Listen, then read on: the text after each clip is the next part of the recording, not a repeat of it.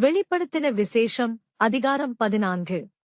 பின்பு நான் பார்த்தபோது, இதோ, சீயோன் மலையின் மேல் ஆட்டுக்குட்டியானவரையும், அவரோடே கூட அவருடைய பிதாவின் நாமம் தங்கள் நெற்றிகளில் எழுதப்பட்டிருந்த 144,000 பேரையும் நிற்கக் கண்டேன்.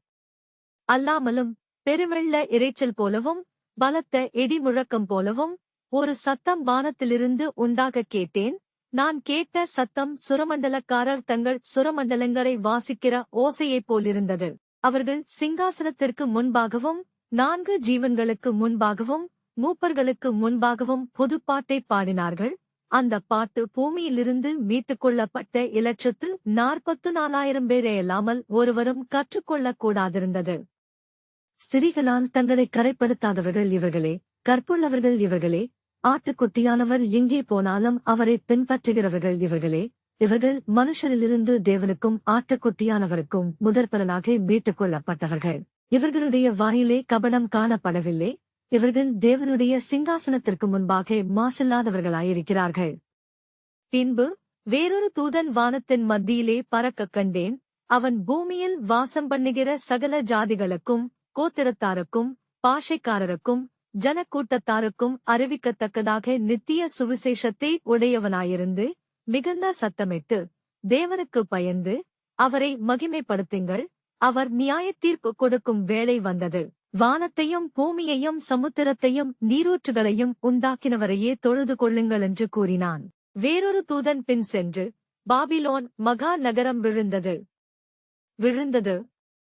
தன் வேசித்தனமாகிய உக்கிரமான மதுவை சகல ஜாதிகளுக்கும் குடிக்கக் கொடுத்தாளே என்றான்.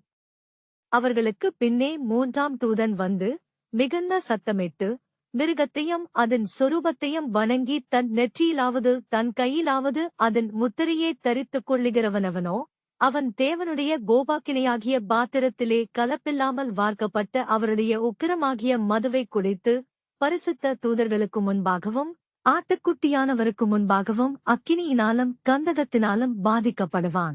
அவர்களுடைய வாதியின் புகை சதாகாலங்களிலும் எழும்பும். மிருகத்தையும் அதன் சொரூபத்தையும் வணங்குகிறவர்களுக்கும் அதனுடைய நாமத்தின் முத்திரையை தரித்துக் கொள்ளுகிற எவனுக்கும் இரவும் பகலும் இளைப்பாறுதலிராது.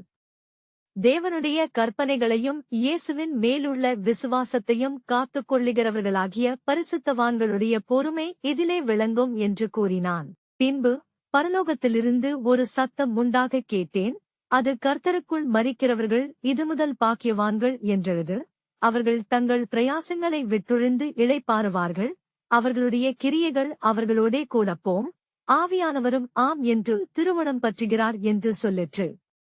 பின்பு நான் பார்த்தபோது, இதோ, வெண்மையான மேகத்தையும், அந்த மேகத்தின் மேல் மனுஷகுமாரனுக்கு ஒப்பானவராய் தமது சிரசின் மேல் போர்க்கிரீடத்தையும் தமது கையிலே கருக்குள்ள அரிவாளையுமுடைய ஒருவர் உட்கார்ந்திருக்கிறதையும் கண்டேன். அப்பொழுது வேறொரு தூதன் தேவாலயத்திலிருந்து புறப்பட்டு மேகத்தின் மேல் உட்கார்ந்திருக்கிறவரை நோக்கி, பூமியின் பயிர் முதிர்ந்தது, அரிக்கிறதற்கு காலம் வந்தது, ஆகையால் உம்முடைய அரிவாளை நீட்டி அறுத்துவிடும் என்று மிகுந்த சத்தமிட்டுச் சொன்னான்.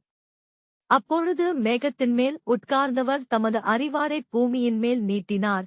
பூமியின் விளைவு அறுப்புண்டது. பின்பு வேறொரு தூதனும் கருக்குள்ள அரிவாளை பிடித்துக் கொண்டு பரலோகத்தில் உள்ள தேவாலயத்திலிருந்து புறப்பட்டு வந்தான். அக்கினியின் மேல் அதிகாரமுள்ள வேறொரு தூதனும் பலிபீடத்திலிருந்து புறப்பட்டு வந்து கருக்குள்ள அரிவாளை பிடித்திருக்கிறவனை நோக்கி, பூமியின் திராட்சப்பழங்கள் பழுத்திருக்கிறது, கருக்குள்ள உமது அரிவாளை நீட்டி அதன் குலைகளை அறுத்துவிடும் என்று மிகுந்த சத்தத்தோடே சொன்னான். அப்பொழுது அந்த தூதன் தன் அரிவாளை பூமியின் மேலே நீட்டி பூமியின் திராட்சப்பழங்களை அறுத்து தேவனுடைய ஆக்கினை என்னும் பெரிய ஆலையிலே போட்டான். நகரத்திற்கு புறம்பேயுள்ள அந்த ஆலையிலே அது மிதிக்கப்பட்டது. அந்த ஆலையிலிருந்து 1600 ஸ்தாதி தூரத்திற்கு இரத்தம் புறப்பட்டு குதிரைகளின் கடிவாளங்கள் மட்டும் பெருகி வந்தது.